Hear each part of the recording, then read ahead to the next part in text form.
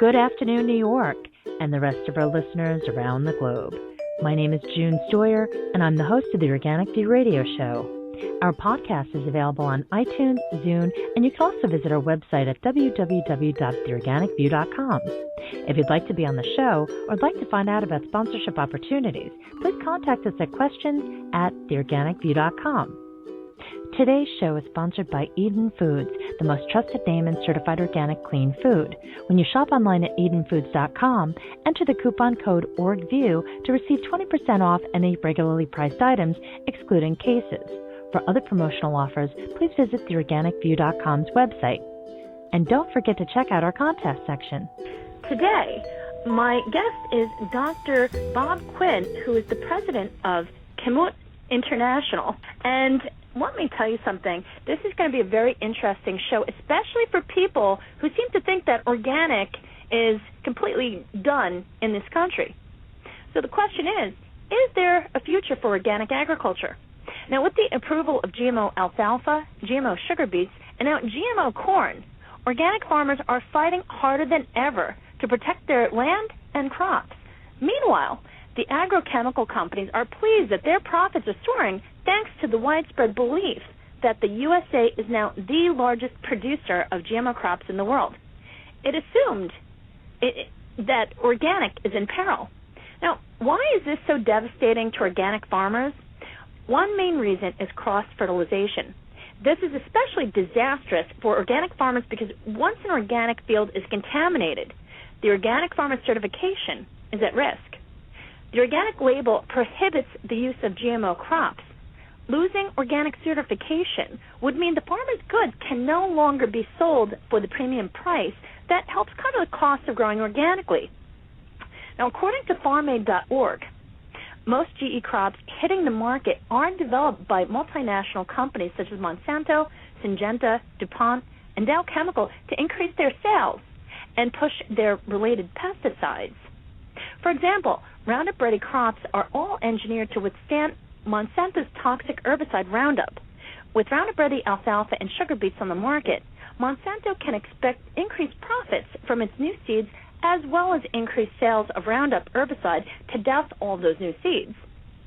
This has also been a core issue for the beekeeping community, who has expressed concern that the combination of GMO crops with the companion technology of systemic pesticides has further devastated the rapidly declining bee population.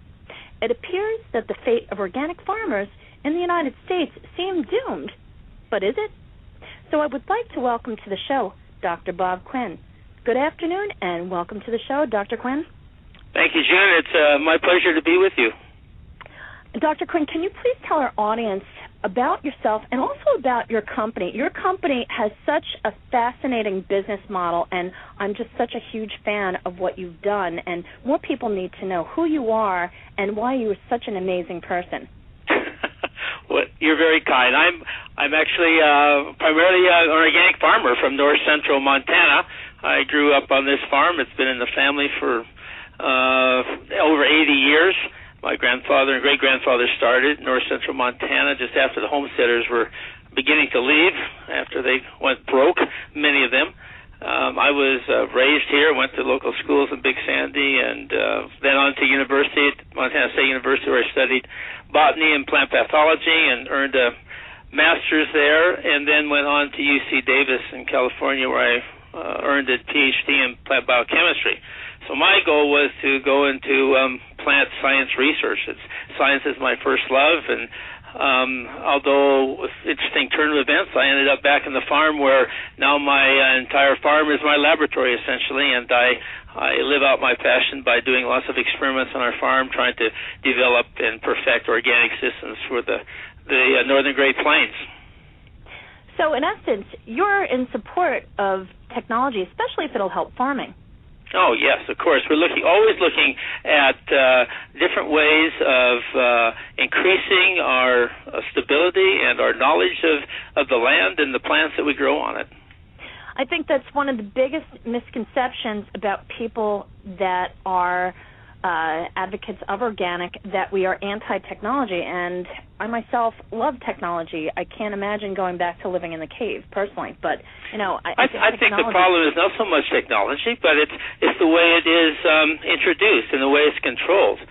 We see in the world now a very small and powerful cluster controlling large segments of technology and using them in their own for their own benefit without really allowing them to be perfected or made safe.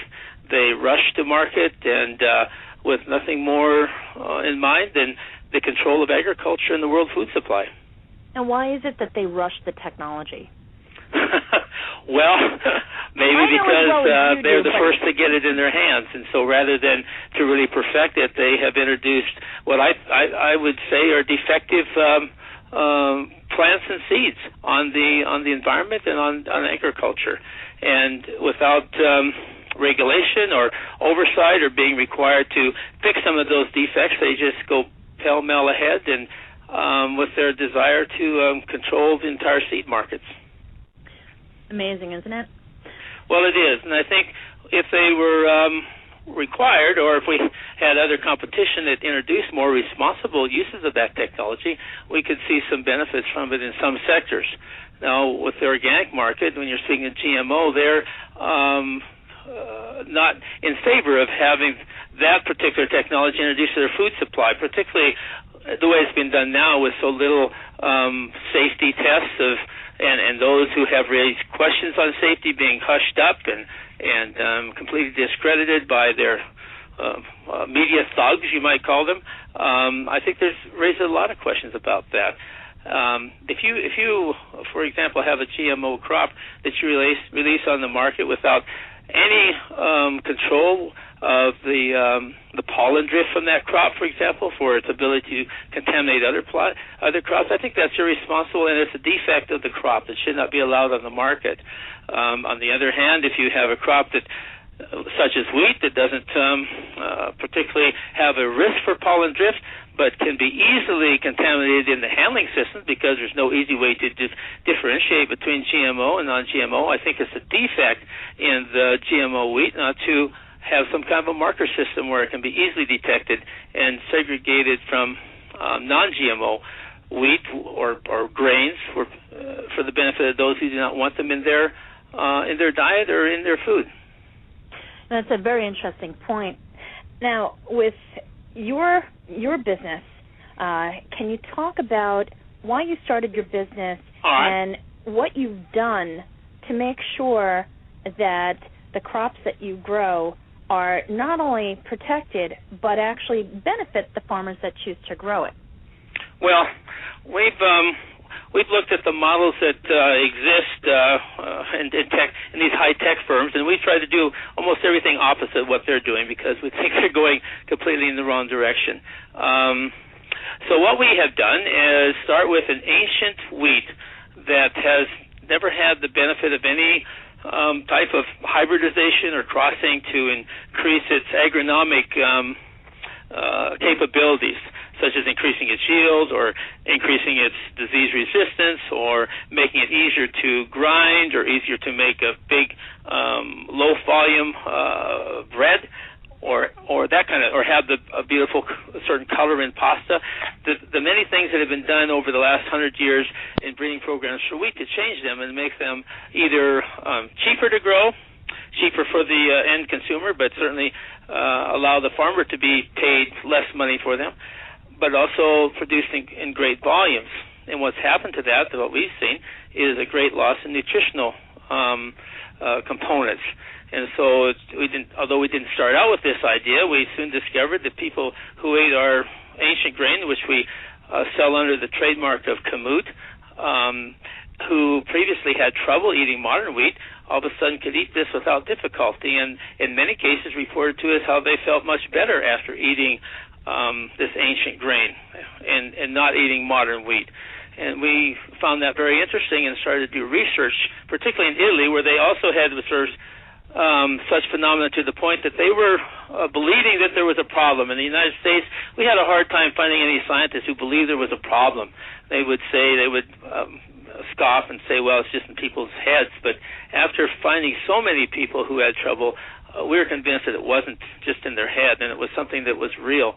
And after spending a good deal of money, well, every year, the last 5 or 6 years in Italy, we've been able to now pinpoint some definite changes that have resulted in a deterioration of nutritional value, which has caused a decline in some people's health.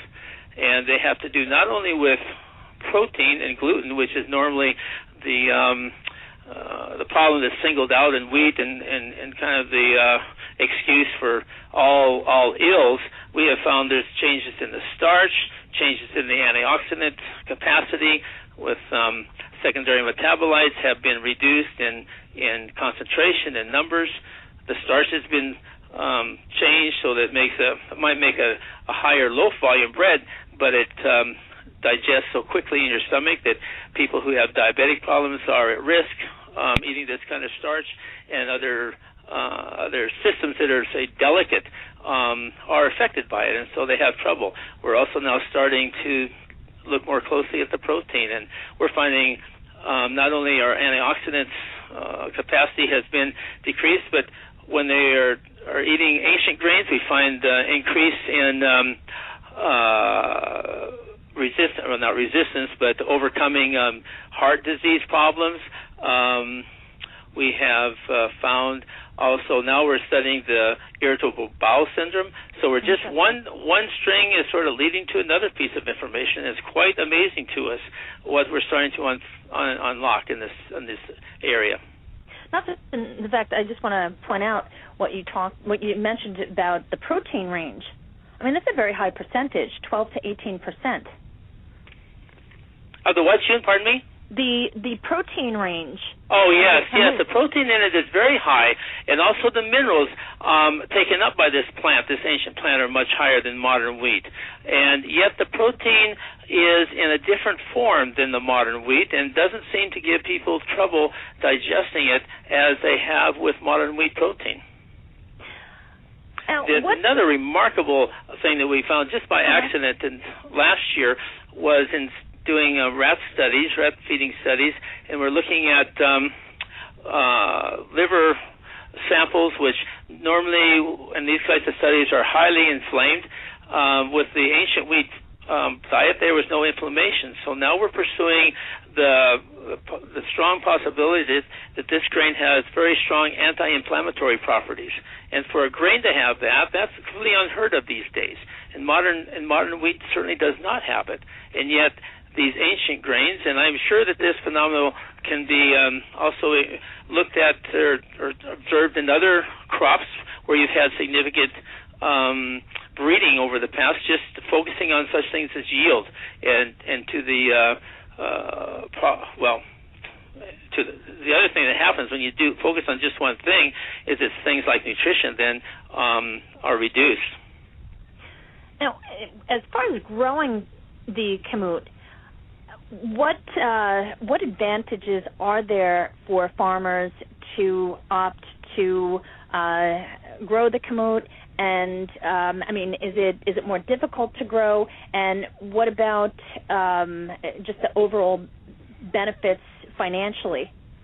Well, being a farmer myself, I wanted to set up a program where everybody wins, and that's really not the normal business philosophy of the tech guys, the high tech guys. We set up we do control the purity of the seed, but we sell the seed to the farmers at the same price we buy back the grain. It's not our goal to make big money on seed from the farmers, on the back of the farmers. We just have an exchange. But we are very keen on having that seed kept pure. We require farmers to grow this seed after green manure rotations, which green manures are legumes which build up the soil nutrition so that we can have the highest value of protein coming off of those fields. And so we help the farmers increase their the value of their rotations and the output of their crops by giving them instructions of how to introduce the best green manure rotations possible. we do not encourage them or do not even allow them to grow over 20% of their farmland in this one crop, because rotations and crop diversity is the central theme of stability for organic systems, and it's completely opposite of the monoculture focus of high-tech crops and high-tech farming. The system is very stable because it's very diversified, and if you look at the long term, that is a very course, I think.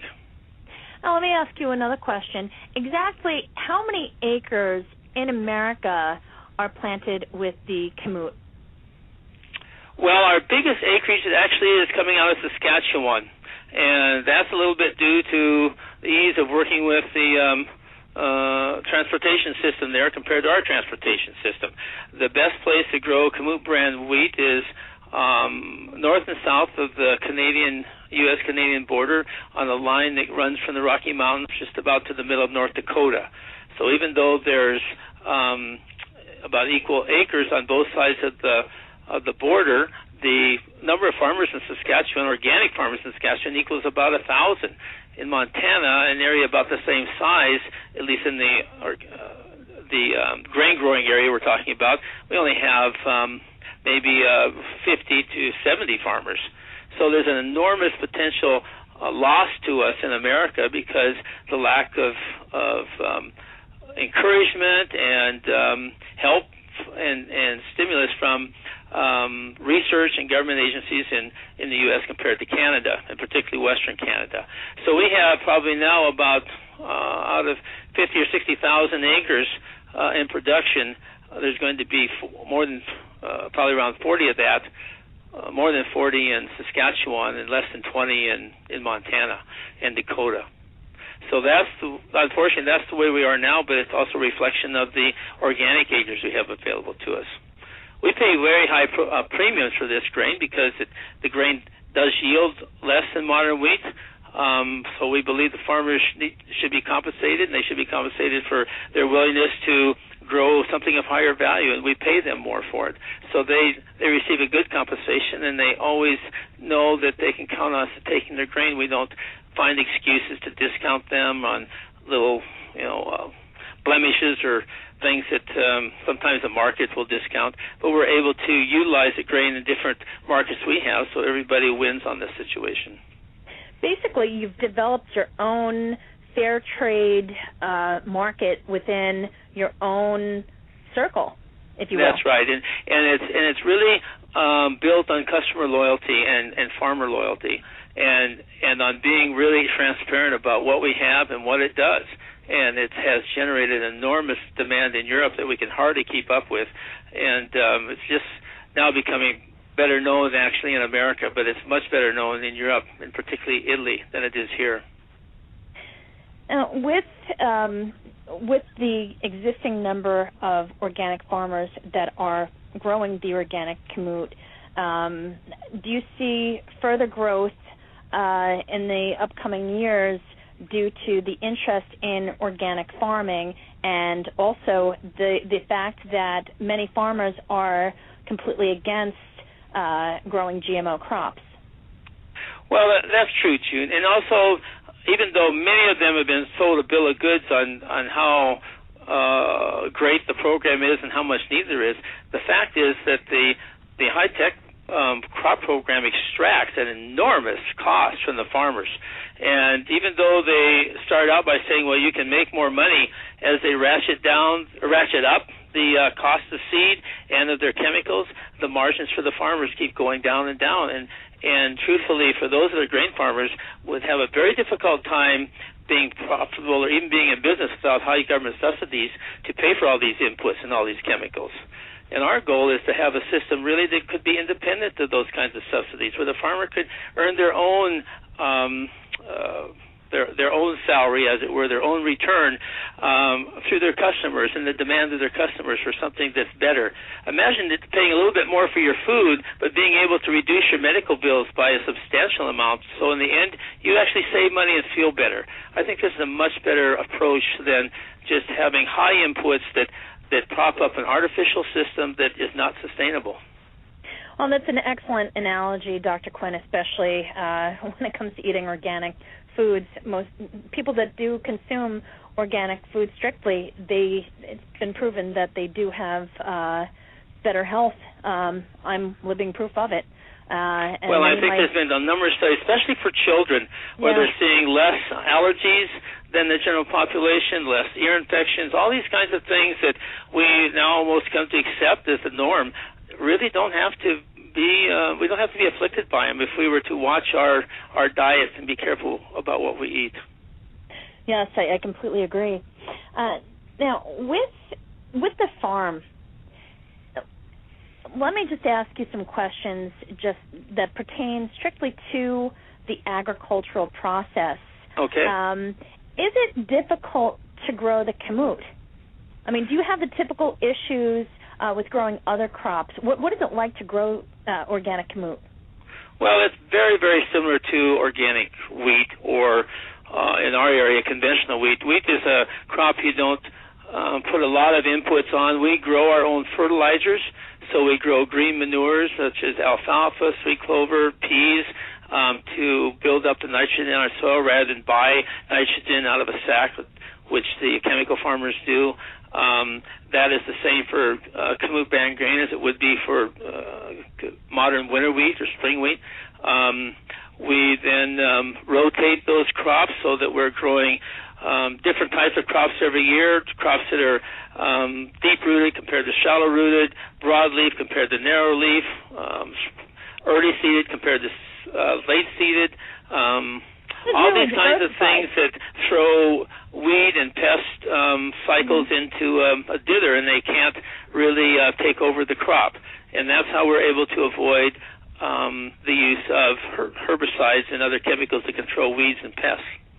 So you really... And the kamut is the same with the wheat in that regard. Interesting. So you really take very good care of the earth as you're rotating the crops and doing all the things that you really should that would prevent most of the diseases, most of the weeds, so on and so forth, that people are typically concerned about when considering which crops are appropriate for their farms.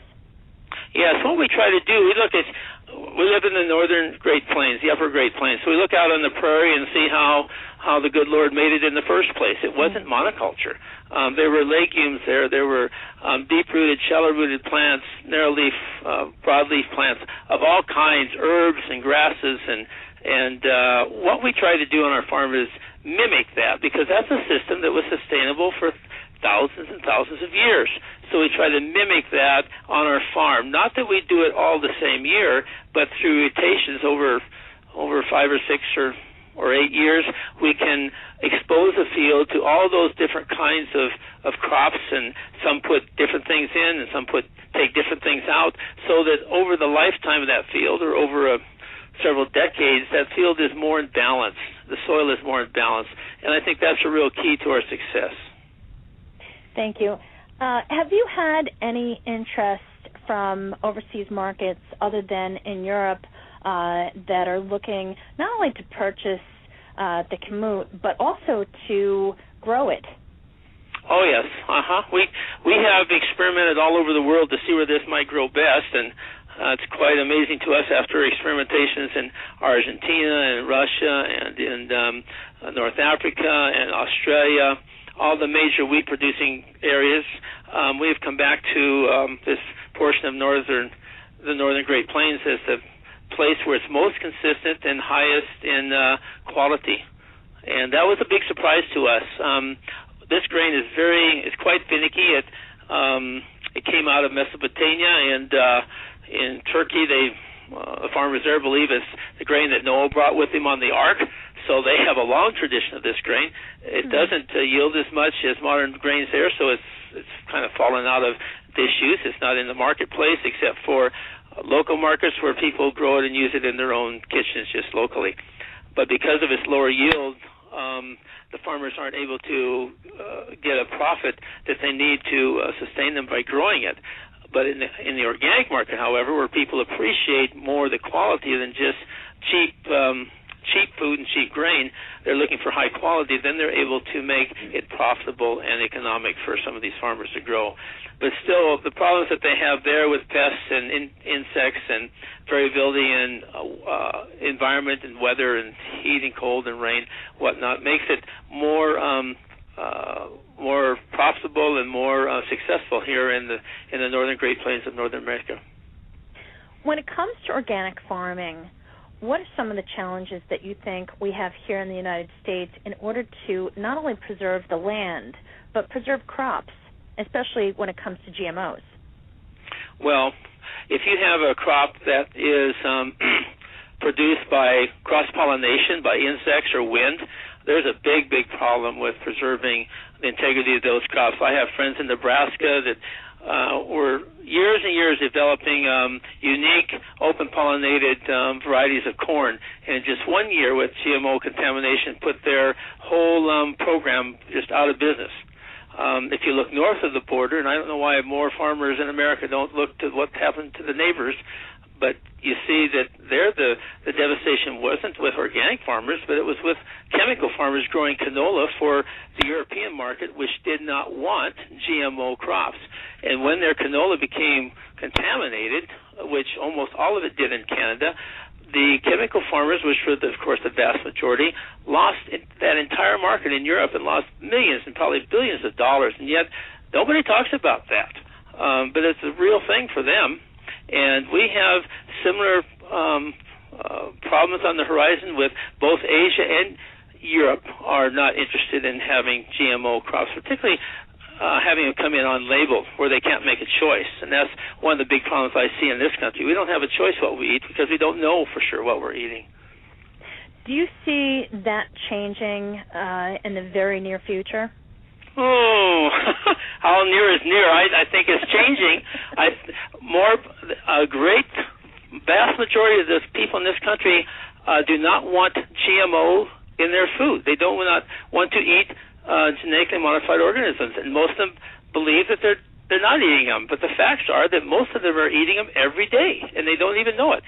I think the more they come to that realization, the more will be the demand for proper labeling, so that they know how they can make their choices.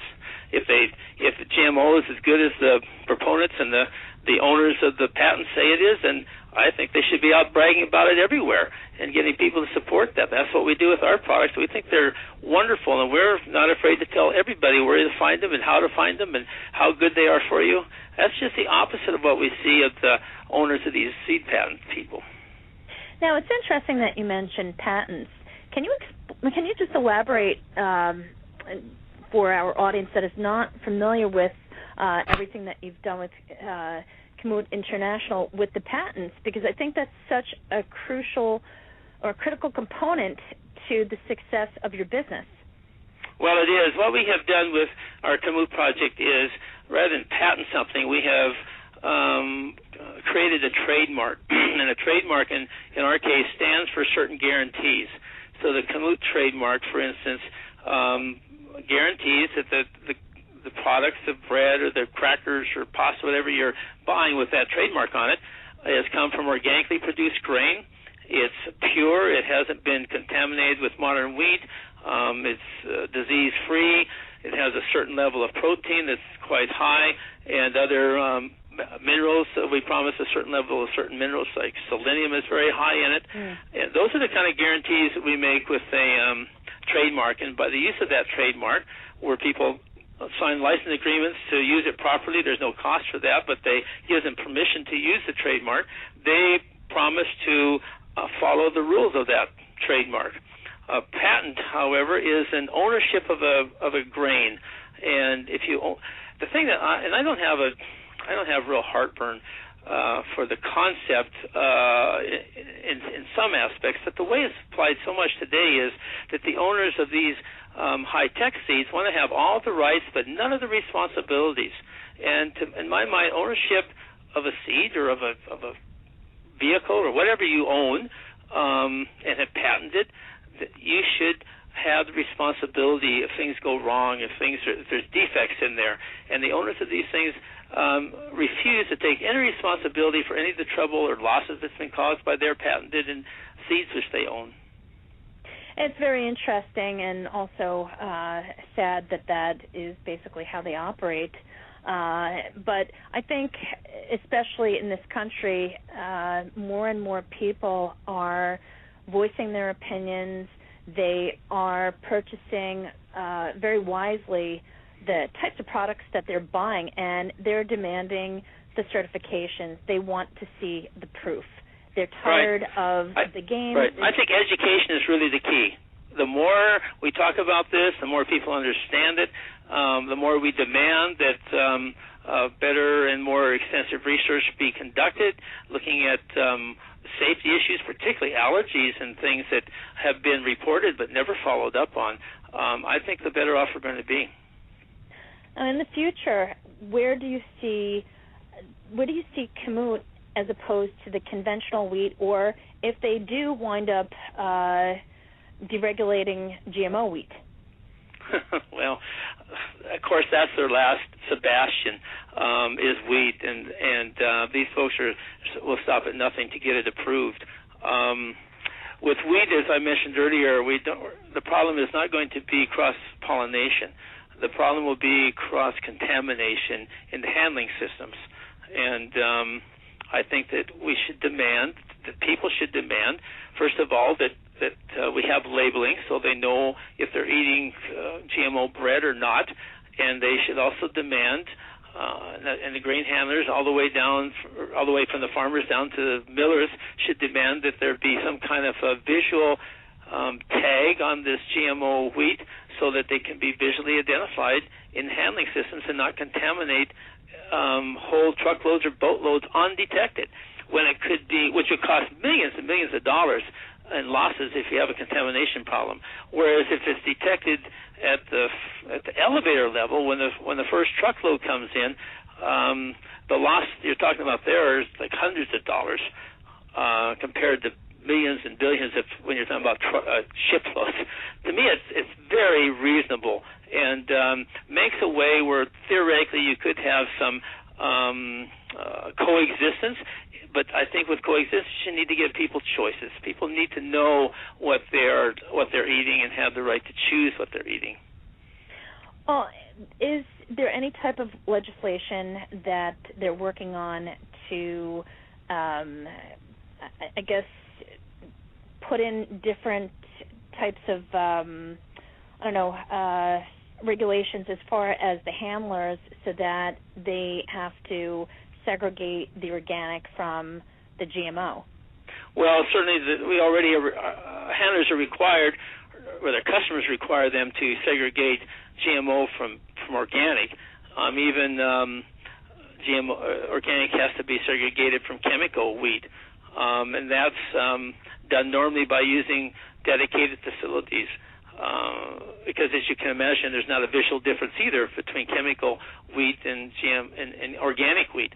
But if you're using different facilities and the farms are careful on clean out procedures that they happen to grow both, well, it can be done. And that is already in existence. So we won't need legislation for that, but what we would need, I think, is some kind of legal definition of responsibility going with rights of ownership.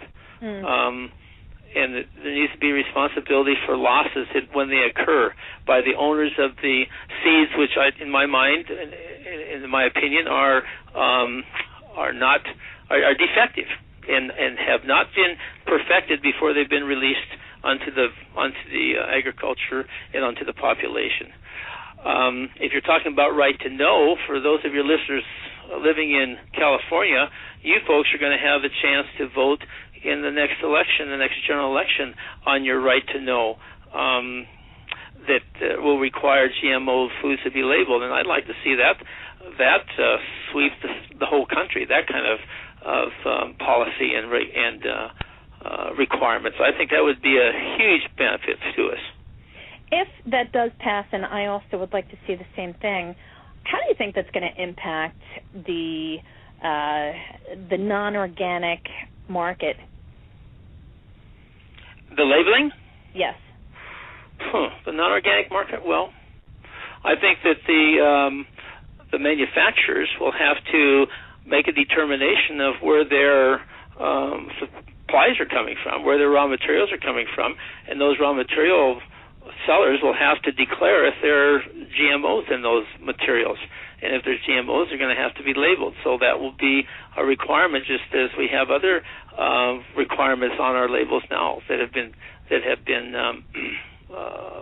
brought forth for the public's benefit. It'll be no different than that. Well, it's kind of interesting because if you think back, whether you look at products like cigarettes, which who would have ever thought that there would be the labeling on the packages and the advertisements for cigarettes that there are today.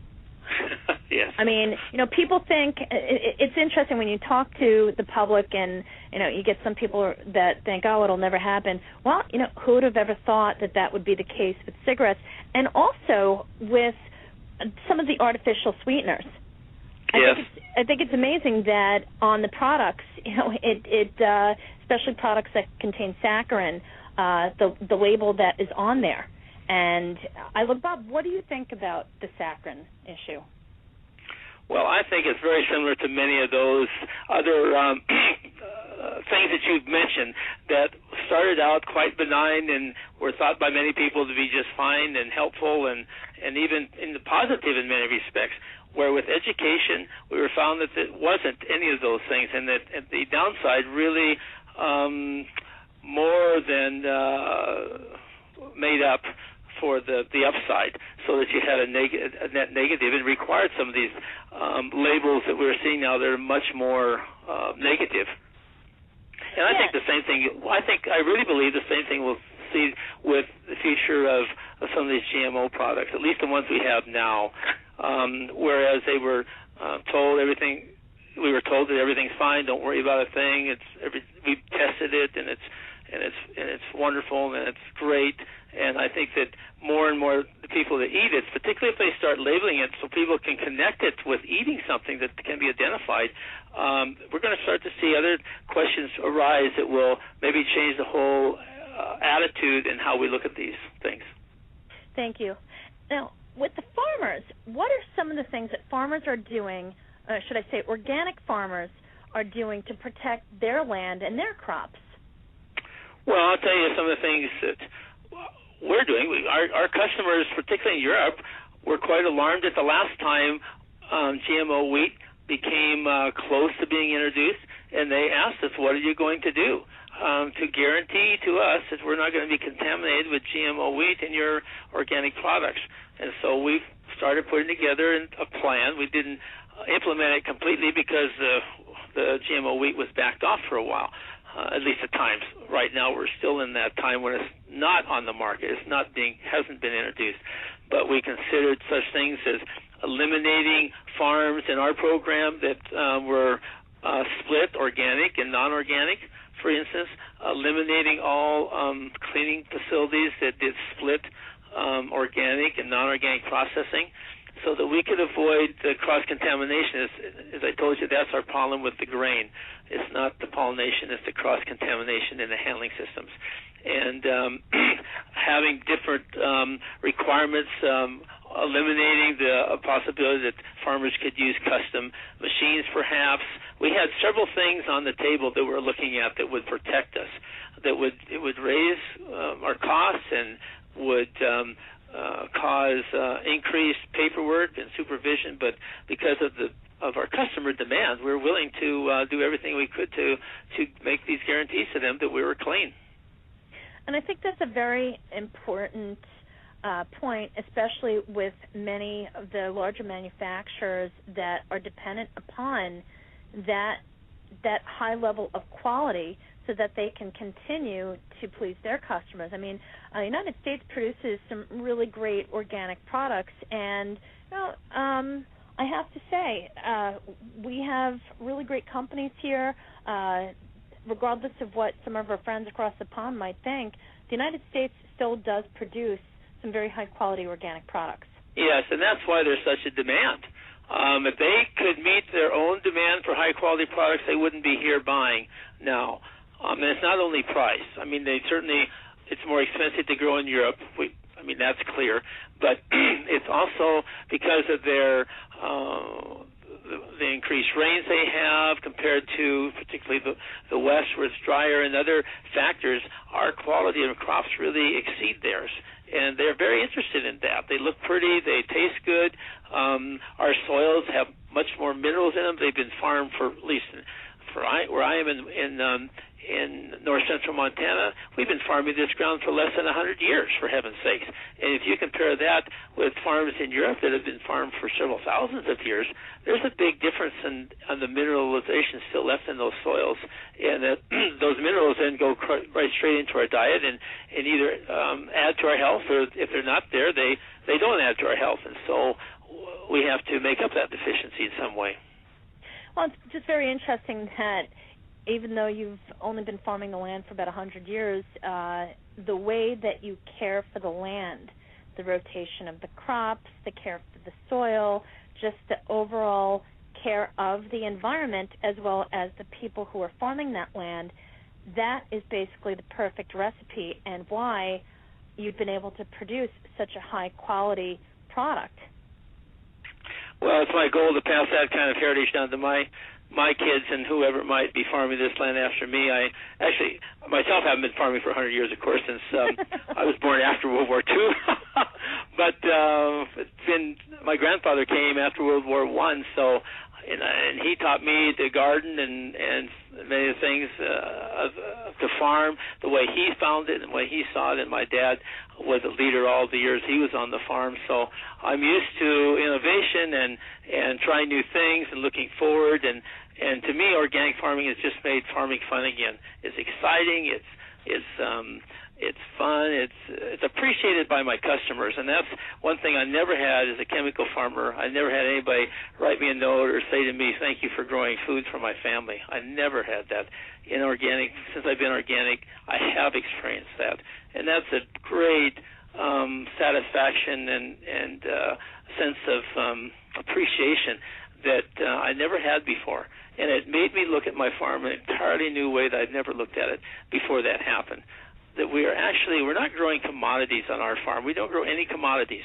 We grow food, good food, nutritious food for people to enjoy and to not only just enjoy, but to help build the health and strength and vitality of themselves and their family, their children, their grandchildren, their grandparents, everybody that they affect around their table. And that's what we try to do. And it's interesting. People are often asking what exactly is the definition of sustainability. And I think, Dr. Quinn, what you've created, in essence, is the true definition of sustainability. Well, that's been my goal. To me, organic should, by definition, be sustainable. And, of course, you can have systems that aren't. But if you really are looking at long-term and diversity, which should be an integral part of that, you're looking at sustainability. And that's how I view it, and that's what I've seen actually will work.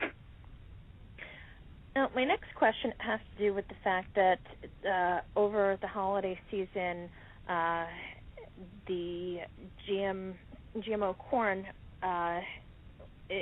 was deregulated. How do you think that these GMO crops are going to fare, especially when the market, especially the European market, is saying, we don't want this stuff? Well, unfortunately, some of these people, they feel like they know best, and their drumbeat is that we are here to feed the world, and that really isn't true. I mean, those crops will not feed the world. They're not that high in yield, but if they're going to keep it in a domestic market such as the United States, and they're going to keep it under cover, meaning that it's not labeled so no one knows about it, that they're eating it or it's on their food shelf, then it will probably fare fine.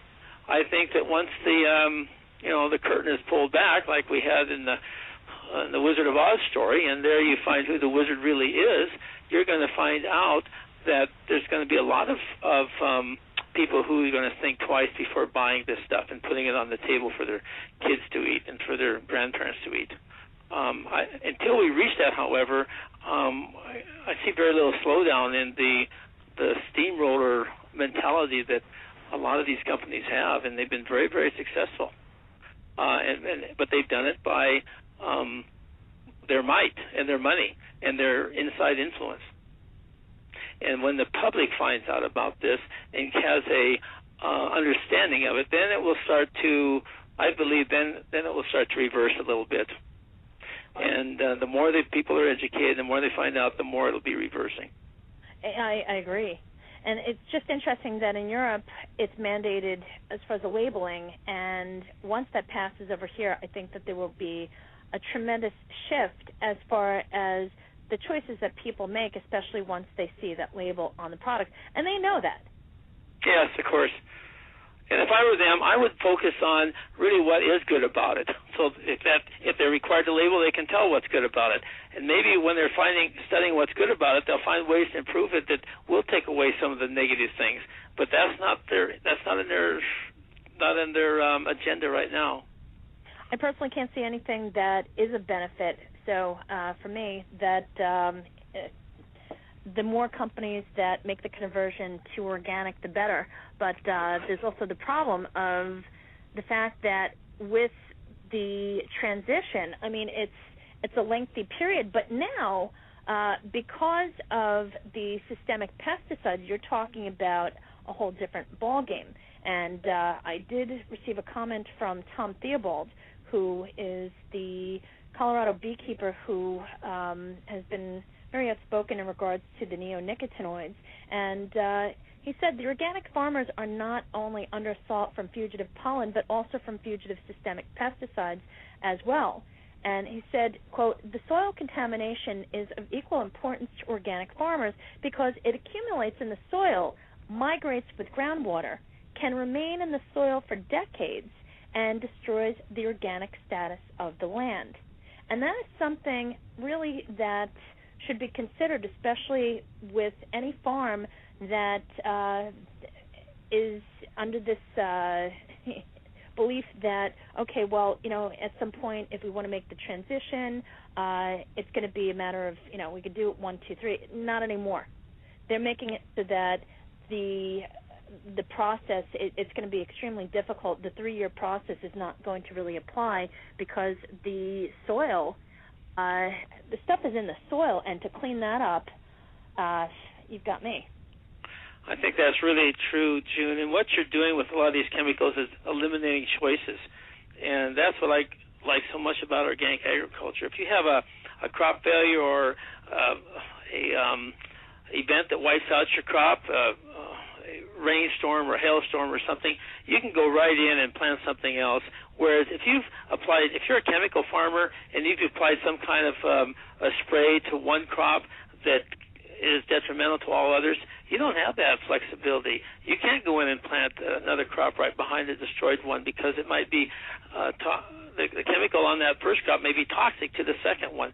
And a lot of people don't think about how many choices they are eliminating for themselves by buying into this chemical package. And that problem, as you've described, is just increasing and increasing with more potent chemicals that they tout that you were using less and less, but mostly they're more and more potent too. And some of the residuals are a lot longer and a lot more problematic the way you're describing. So we who are promoting organic agriculture tout our system as really a system of freedom and choices. And you're not beholden to what you've done the last year as far as chemicals and toxicity on your plants or your next crops. You're not forced or saddled with huge fertilizer bills or huge chemical bills or huge seed bills for patented seeds. You can use your own seeds if you want, or else look at other choices. And that's what I think is so exciting about organic agriculture, and why in the long run it was actually the type of agriculture that sustained us for thousands of years. In the long run, that'll be what sustains it again, not the recent upstart of chemical agriculture, which is not sustainable and only paid for with large government subsidies. And I think the fact that, especially your business model, as far as just the way that the kamut is grown to the sale of it to the benefits for the farmers, I mean, it's a full circle sustainable model. And I think that more farmers that are interested, especially in diversifying what they are growing, specifically the organic farmers, I think that the standards that you've set are not only necessary, but I think that's what adds value to kamut. And I think that's also why it's so desirable. And let me tell you, it's absolutely delicious. Well, thank you. Well, of course, that's why people buy the second box. They might buy the first box because of the pizzazz of the story and the colors and the frills, but they buy the second box because they love the way it tastes, and that's been our biggest selling point. The other thing, we just came from a kamut growers meeting and kind of a farmer appreciation dinner in Regina, Saskatchewan, last Friday night, and on our farm, we're trying to perfect a method to grow all of our own fuel using vegetable oil to first supply the local restaurants and then picking up that oil and then using it to run our tractors. It's all organic. It's completely sustainable. It's renewable. And we'd like Kamut, the brand grain, to be the first grain on the market completely grown by renewable fuel. And as soon as we perfect that, we're going to be introducing that concept to our other organic Kamut growers and putting together a program where they can combine into small groups or co-ops or companies to have a method to perfect this. And so we're very excited about that. Which we're always pushing the boundaries. We think that renewable fuels is just as important as sustainable. It's an important part of sustainable agriculture. And the more we can, as farmers, put under our own control, such as our fuel, our fertilizer, and our pest control, the better off we are. Thank you. And I'm just curious, when are you going to be moving forward, I guess, on a broader scale to introduce that mainstream? Into what now, pardon me? The whole fuel model that you the fuel model. Yeah. We're in the last winter of trials and testing. We've been testing it on our tractor for the last 2 years, and now we need to perfect the waste oil refining process. We hope that will be also quite simple.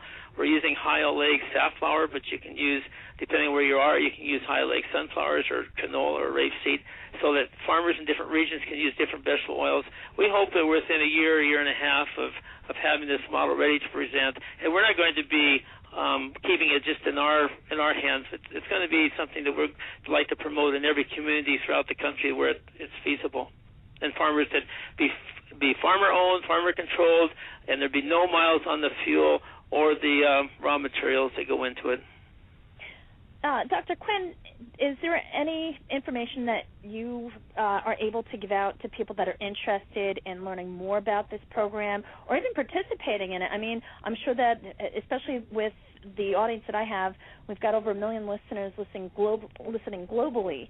I think what you're talking about is so incredible. I mean, I get so many emails and tweets and messages about people that they want to get into organic farming. They want to learn about the different methods that different farmers are using for whether it's energy or just different techniques or just different crops that they're growing and so on and so forth. People are really interested in farming, and it's a nice thing to see instead of people saying, farming, who would want to do that? Yeah, well, that's a lot of fun, and those that are interested in it that certainly can go now to the Internet and easily find all kinds of information. The principles are the same all over the world.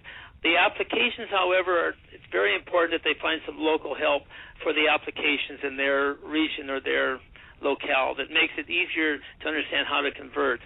But to your non-farmer audience, which I know is greatly outnumbers the farmer audience, let me say thank you very much for your support as an organic farmer. We very much appreciate your support in helping us maintain our livelihood, and it doesn't go unappreciated, and we're trying to make the very best food we can for you, and we appreciate your interest in supporting us by buying it.